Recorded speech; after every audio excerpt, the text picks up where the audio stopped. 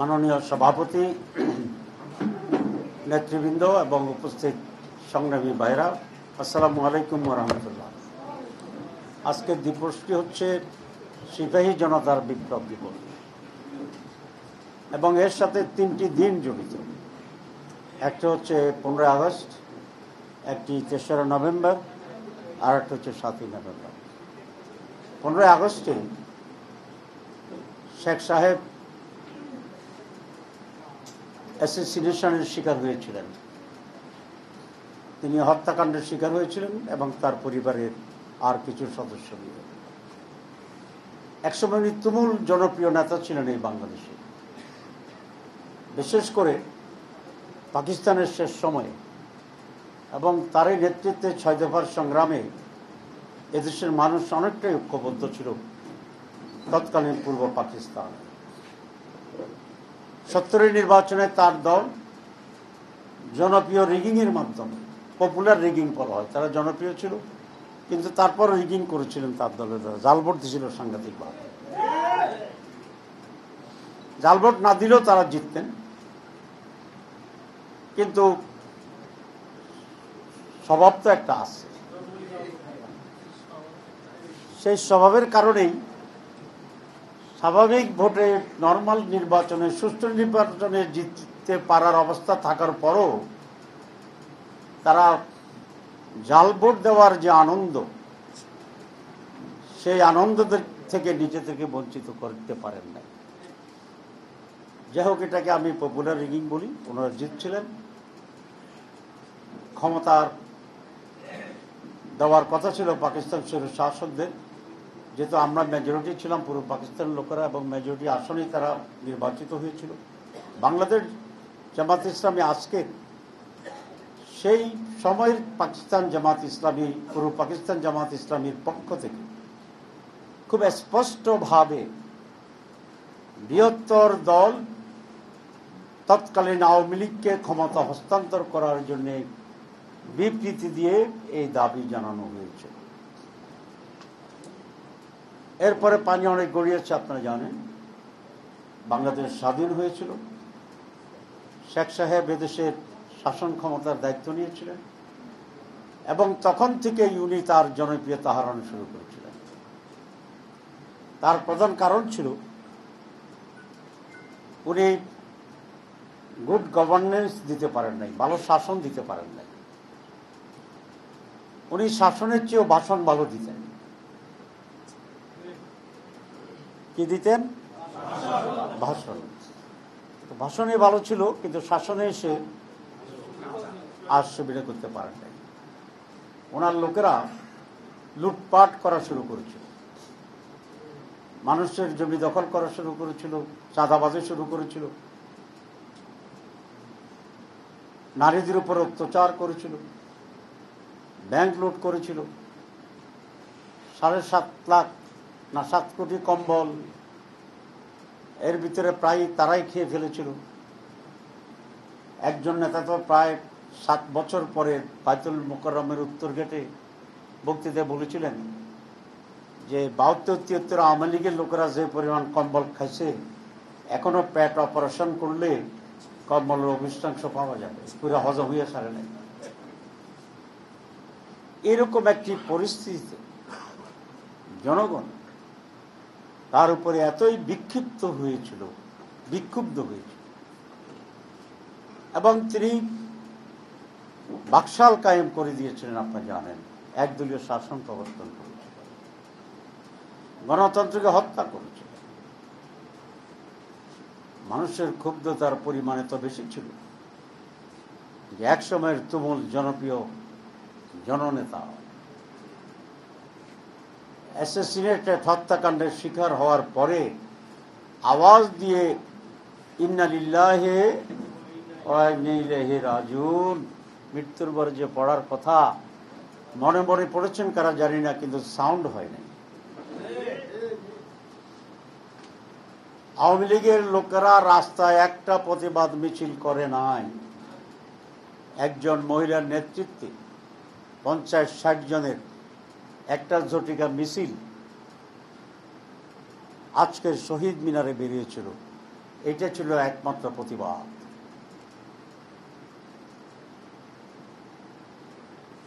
এটা কি প্রমাণ করে? যে জনপ্রিয় নেতাও জনবিচ্ছিন্ন হয়ে নিন্দিত হতে পারে।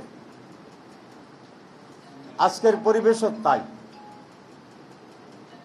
আগেও ছিল, পুরান কথা আর না বললাম। বাংলাদেশের যে রক্ত এবং জীবনের বিনিময়ে নতুন স্বাধীনতা পাওয়ার পরে এখন একটি দলের নেতারা একইভাবে চাঁদাবাজি, লুটপাট, দখলবাজি, মারা, হত্যাকাণ্ড, খুন এইগুলা করা শুরু করেছে। কতদিন করতেছে? 13 মাস। আমাকে একজন বলে যে এখন তো আর বেশি খবর আসে না। আমি বললাম যে এটা তো সঠিক কথা, কারণ দখল তো হইয়া গেছে, আর খবর হইবে কি? বাকি তো কিছু নেই। বাকি থাকলে না নতুন নতুন খবর আসতো।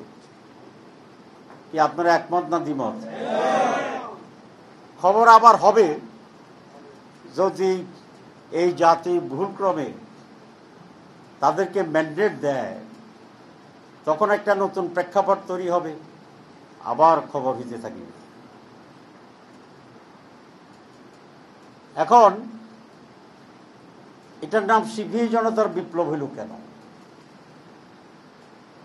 এটা হয়েছিল 15 আগস্ট থেকে 2রা নভেম্বর পর্যন্ত সিভিল এবং মিলিটারি কোনো পর্যায়ে কোনো প্রতিবাদ ছিল না।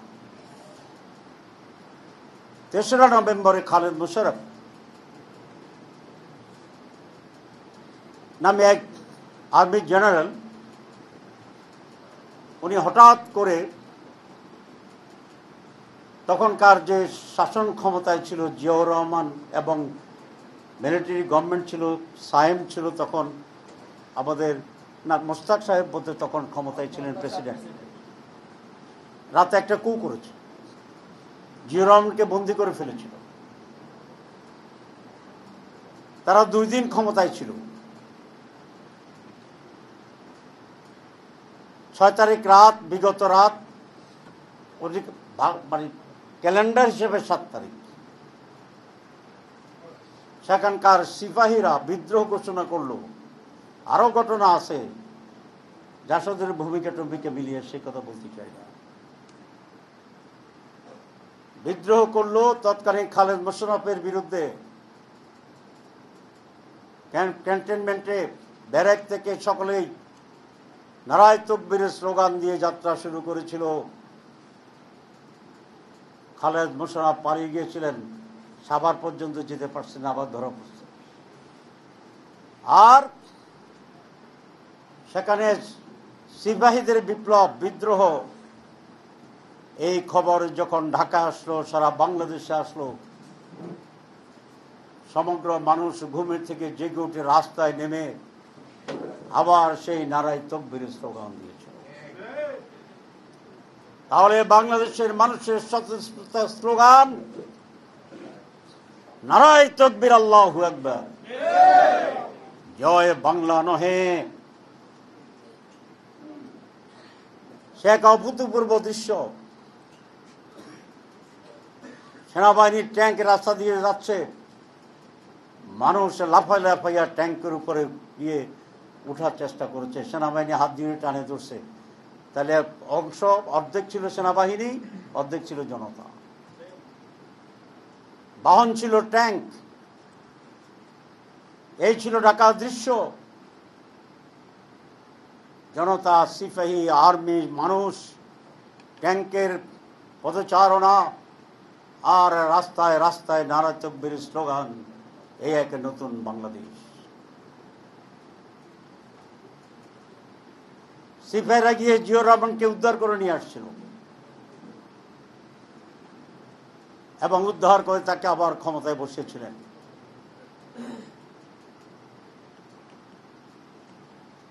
এরপর আবার নতুন ভাবেই দেশ শাসন শুরু হয়েছিল। বাকশালের মৃত্যু, জিয়াউর রহমান এসে বহুদলীয় গণতন্ত্রের প্রবর্তন করলেন।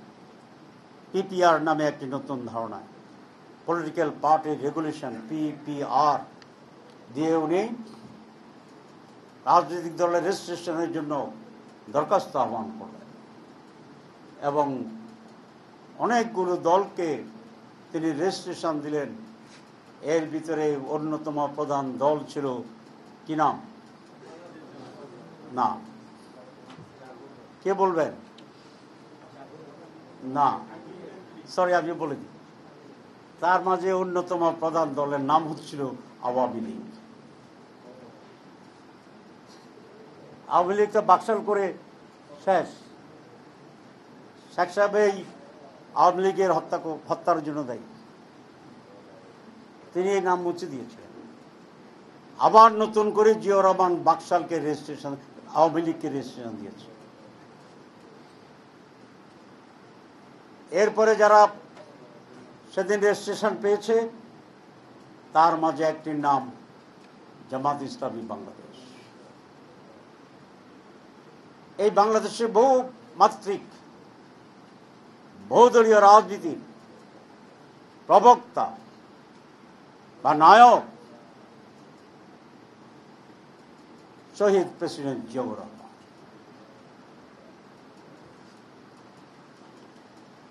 72 সাল 71 সালে যুদ্ধের পরে যে বাংলাদেশে ডিভিশন হয়েছিল, জিয়াউর রহমান সাহেব এসে দেশে একটি ঐক্যের আবহ তৈরি করার চেষ্টা করেছিলেন। এখানে তার নিজেরও রাজনীতির স্বার্থ ছিল। তিনি আওয়ামী লীগ বিরোধী যে সেন্টিমেন্ট ছিল সেটাকে ওনার পক্ষে রেডিমেড কাজে লাগানোর জন্য তিনি উদ্যোগ করেছিলেন। তিনি বিচক্ষণ ছিলেন এবং উনি সমন্বিত দলকে তার সরকারের স্থান দিয়েছিলেন। শহীদ প্রেসিডেন্ট জিয়াউর রহমানের সময় প্রধানমন্ত্রী ছিলেন শাহ আজিজুর রহমান। তার কি পরিচয় আজকে বলতে চাই না। জিয়াউর রহমানের সময় তার মন্ত্রিসভা ছিল আব্দুল আলীম। তার কি পরিচয় আজকে বলতে চাই না। জিয়াউর রহমানের মন্ত্রিসভায় ছিলেন মশিউর রহমান জাদু মিয়া। উনি ন্যাপ, ন্যাশনাল আওয়ামী পার্টি, বামপন্থী রাজনৈতিক দলের একজন শীর্ষস্থানীয় নেতা ছিলেন। 1971 সালে তার ভূমিকা কি ছিল আজকে বলতে চাই না।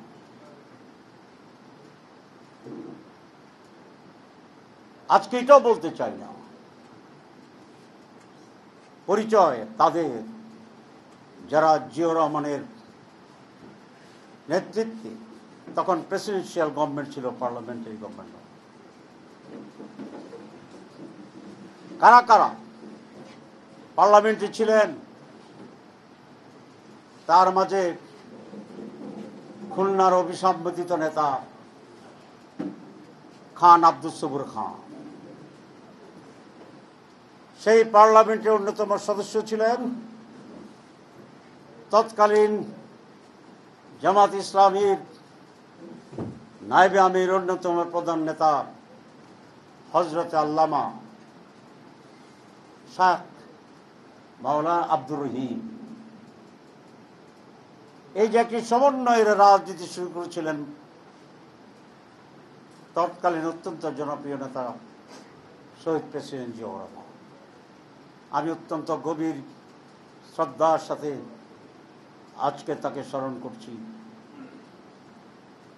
এবং আল্লাহ রাব্বুল আলামিন তারকে জান্নাত দান করুন সেই দোয়া করছি। একটি লোক কতটা পপুলার তার একটি প্রমাণ মিলে তার মৃত্যুর পরে জানা যায়, যদি সাধারণ জানাজা দিতে পারে। প্রথম জানাজা জিয়াউর রহমান সাহেবের আজকে যে মানিক মিয়া এভিনিউতে সেখানে হয়েছিল। পুরা মানিক মিয়া এভিনিউ তখন উপচে পড়া ভিড় ছিল তার জানাজার ভিতরে। শেখ সাহেবের জানাজা হয়েছিল টুঙ্গিপাড়া। গ্রামের কতিপয় লোককে ডেকে এনে সেই জানাজা সম্পন্ন করতে হয়েছিল। জিয়াউর রহমান যে কত বড় জনপ্রিয় লোক ছিলেন তার জানাজা। আর একজন মানুষের জানাজা সেই রকম বা তার চেয়ে বড় এই বাংলাদেশে হয়েছিল। তিনি ছিলেন এদেশের অত্যন্ত নন্দিত মহাপুরুষ। অনেকে ওনাকে বলে উনি ভাষা আন্দোলনের ছিলেন, উনি ডাকের সেক্রেটারি জেনারেল ছিলেন, উনি পিডিএম এর সেক্রেটারি জেনারেল ছিলেন, উনি ডাকসুর জিএ ছিলেন। আমি একটিও বলতে চাই না, প্রতিটি ওনার অবদান, ওনার পরিচয়, ওনার ব্যক্তিত্ব, তার সাথে একেবারেই ম্রিয়মান একটি জিনিস। তার নাম হচ্ছে শহীদ অধ্যাপক গোলাম আযম। বাংলাদেশের স্বাধীন বাংলাদেশের ইতিহাসে এই দুটি জানাজাই ছিল সবচেয়ে বড় জানাজা। শহীদ প্রেসিডেন্ট জিয়াউর রহমান যে বহুদলীয় গণতন্ত্রের সাহস করে এবং শুরু করেছিলেন, চালু করেছিলেন, আজকে গণতন্ত্রের এই ধারায়, সেটা ছিল একেবারেই একটি মাইলস্টোন। আমি কায়মনে বাক্যে দোয়া করি আল্লাহ রাব্বুল আলামিন তাকে শহীদের মর্যাদা দান করুন। কিন্তু আজ অত্যন্ত বেদনার সাথে আমাদের শুনতে হয়, আমরা বলতে চাই না, কিন্তু আমাদের শুনতে হয়। অনেকে আমাদেরকে বলেন যে আজকের বিএনপি সেই জিয়াউর রহমানের বিএনপি নয়।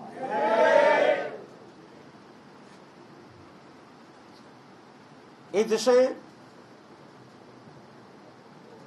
জিয়াউর রহমান সাহেব যখন বিএনপি প্রতিষ্ঠা করেছিলেন, বিএনপি একটি বড় দল ছিল, জনপ্রিয় দল ছিল। ম্যাডাম জননেত্রী বেগম খালেদা জিয়া যখন সক্রিয়ভাবে এই দলের নেতৃত্বে ছিলেন, অনেকে আমাকে বলে তখনও বিএনপি অনেক বড় দল ছিল, জনপ্রিয় দল ছিল। কিন্তু যারা এই কথা বলেন তারা এই কথাও বলেন যে আজকেও বিএনপি অনেক বড় দল, কিন্তু জিয়াউর রহমানের সময়কার ম্যাডাম খালেদা জিয়ার সময়কার মতো জনপ্রিয় কিনা এই ব্যাপারে প্রশ্ন দেখা দিয়েছে। আমরা চাই, জনগণ চায়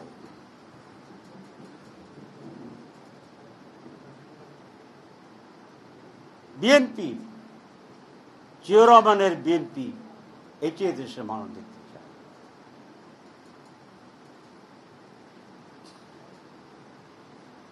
বাংলাদেশ জামাত ইসলামী সিপাহী জনতার বিপ্লবের অংশীদার।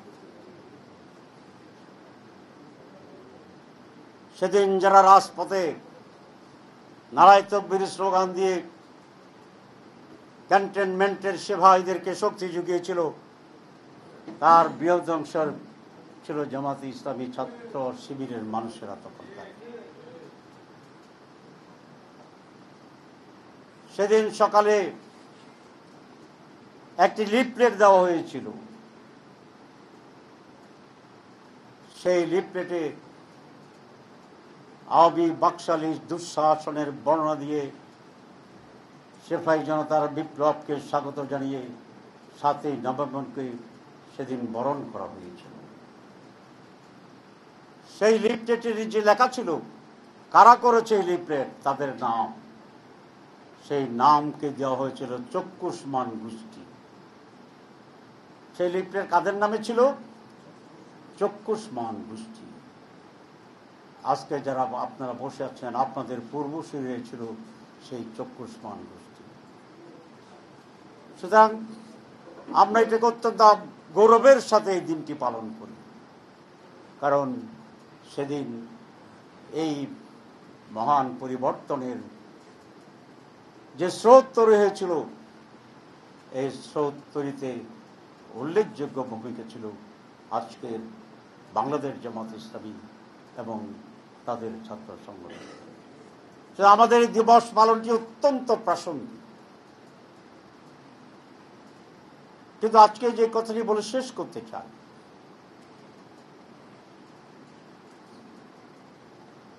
সেই যে বহুদলীয় গণতন্ত্রের প্রবক্তা ছিলেন, তার জায়গায় আজকে তার ফলোয়ার্সরাই সেখানে থাকছে না। এখন দেশের মানুষ কি চায়? এদেশের মানুষ চায় গণতন্ত্র, মানুষ চায় একটি রিফর্মস, পরিবর্তন, চেঞ্জ। এবং সেই জন্য এই জুলাই সনদের পক্ষে জাতি আছে। এদেশ মানুষ চায় একটি নতুন নেতৃত্ব, নতুন দল। আমরা যখন রিক্সাওয়ালাকে জিজ্ঞাসা করি, তারা বলে আমরা দুটি দলকে আগে দিয়েছিলাম, এবার আরেকটা দলকে দেব। তারা বলে 54 বছরে যারা ক্ষমতা এসেছে, কোন দল কম্বল খাইছে, কোন দল ইজারার পরিবর্তে মানুষের ভূমি দখল, মাটি খাইছে, কোন দল সন্ত্রাসের মাধ্যমে দেশকে বিষময় করে তুলেছে। আজকে দুর্নীতি মুক্ত, সন্ত্রাস মুক্ত, চাঁদাবাজ মুক্ত এমন একটি নতুন দলকে আমরা ভোট দেব। এবং তারা সেই দলটির নামও জানে। সেই দলটির নাম হচ্ছে বাংলাদেশ জামাত ইসলাম। আজকে বাংলাদেশের যে জনপ্রিয় দল এবং বড় দল, যেটা আমি বলেছিলাম মহান নেতা জিয়াউর রহমানের সময়ে তার দল ছিল বড় দল এবং জনপ্রিয় দল, সেই জায়গাটি আজকে বাংলাদেশে রিপ্লেস করেছে আলহামদুলিল্লাহ বাংলাদেশ জামাত ইসলাম। বাংলাদেশ জামাত ইসলাম একটি বড় দল, বাংলাদেশ জামাত ইসলামী একটি জনপ্রিয় দল। আমি প্রধানমন্ত্রীর অফিসের সামনে জেমে পড়েছিলাম, রাত তখন 11:15। একটি লোক মাথায় পানি বিক্রেতা আসে, আমাকে দরজায় নক করলো। তো তার মাথায় পানি দেখে ভাবছি ভিক্ষুক নয়, তা ভিক্ষুকেরও আসা মাঝে মধ্যে দরজা নক করে। দরজা খুললাম, বলে স্যার আমি বিএনপি করতাম, খাগড়াছড়ি থাকতাম। এই 5 আগস্টের পরে সাদার পর সাদা দিয়ে আমি এত অতিষ্ঠ হয়ে গেছি অত্যাচারে, আমি খাগড়াছড়ি সরে ঢাকা চলে এসেছি। আমি এখন পানি বিক্রি করি। এবার আমরা আপনাদেরকে ভোট দেব, আমরা চাঁদাবাজকে ভোট দেব না। এদেশের মানুষ আজকে চাঁদাবাজদেরকে ভোট দিতে চায় না। তাহলে আপনার কর্তব্য কি? চাঁদাবাজ নয় এমন একটি বাক্স তাদের কাছে নিয়ে যাওয়া। চাঁদাবাজকে ভোট দিতে চায় না, আপনার বাক্স খুঁজে পায় না, তাহলে এই ভোটটা কি হবে? নষ্ট হবে।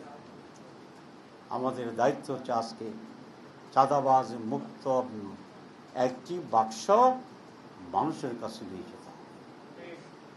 লিখে দিবেন বাক্সের গায়ে, এটি চাঁদাবাজ মুক্ত মানুষের বাক্স। পারবেন লিখতে? ভোট ক্যাম্পেইনে যখন যাবেন এরকম লেখটা একটা বাক্স নিয়ে যাবেন।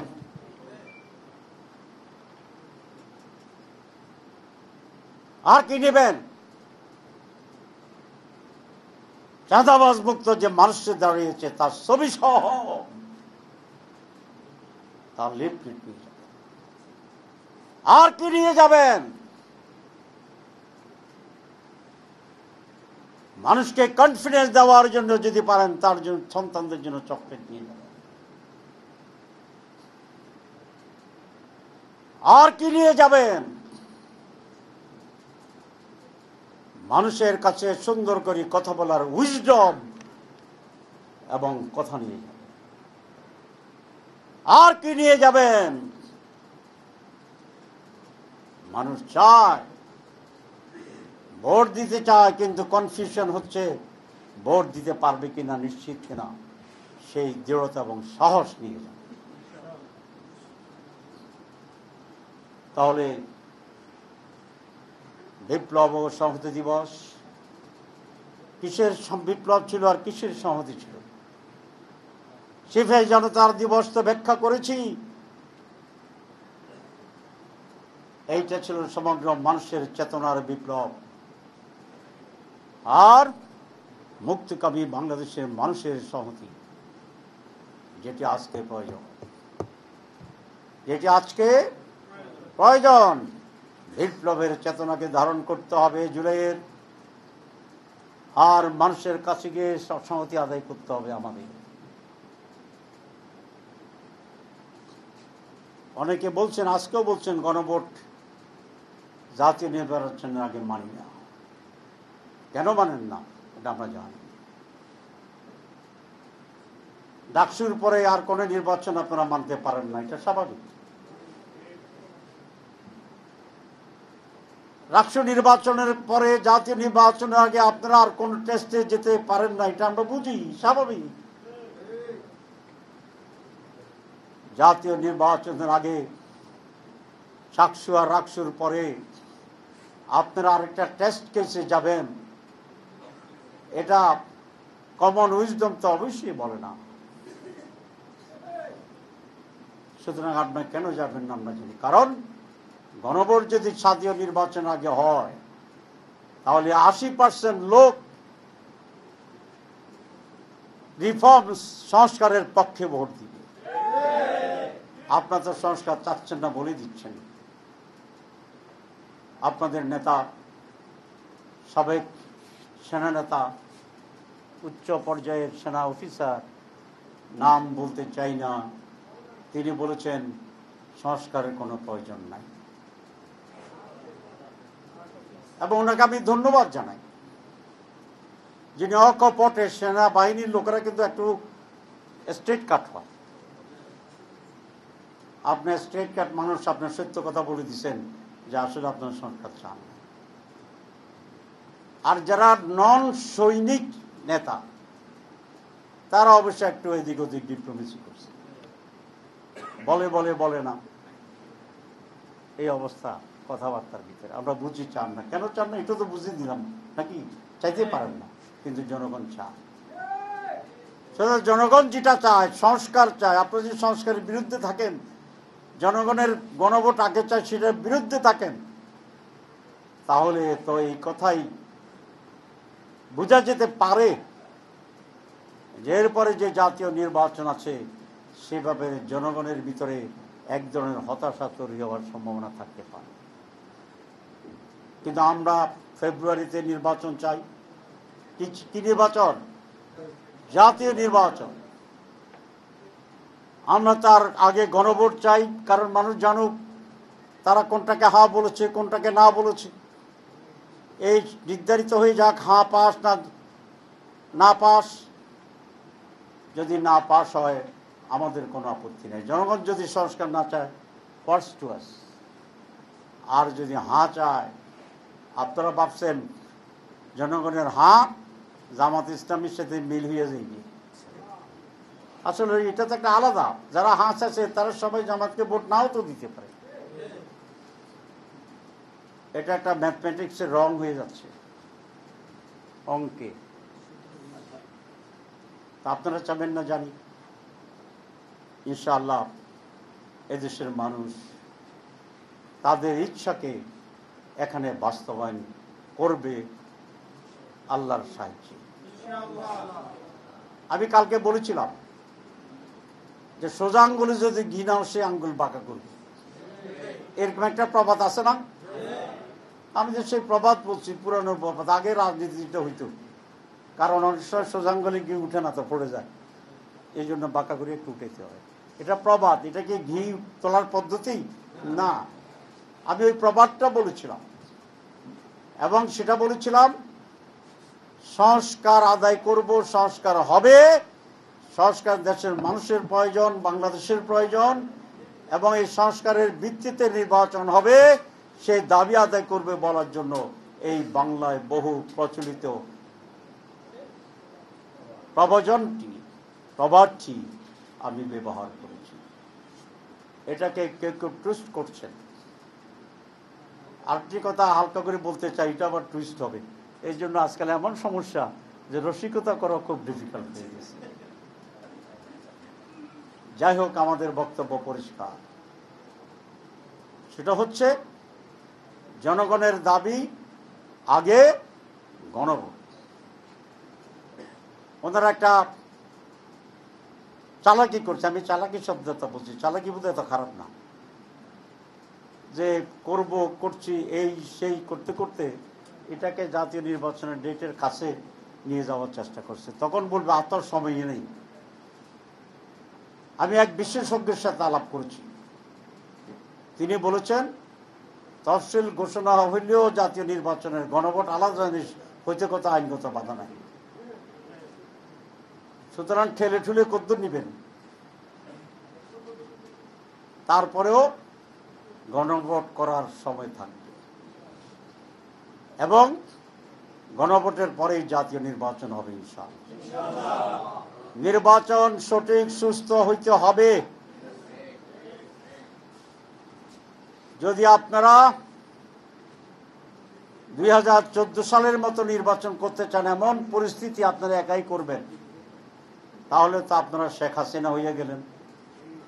2014 কে ইলেকশন করছে, এটা আপনি ভুলে গেছেন? তো বলেন, আর যদি 2018-এর মতো করেন যে লোকদেরকে কেন্দ্রে যেতে দিবেন না, নির্বাচন প্রচার করতে দিবেন না, তাহলে আপনি আবার শেখ হাসিনা হইলেন। আপনি যদি এমন পরিস্থিতি তৈরি করেন 2024-এর মতো, তাহলে আপনি আবার শেখ হাসিনা হইলেন। তাহলে এতবার শেখ হাসিনা হইলে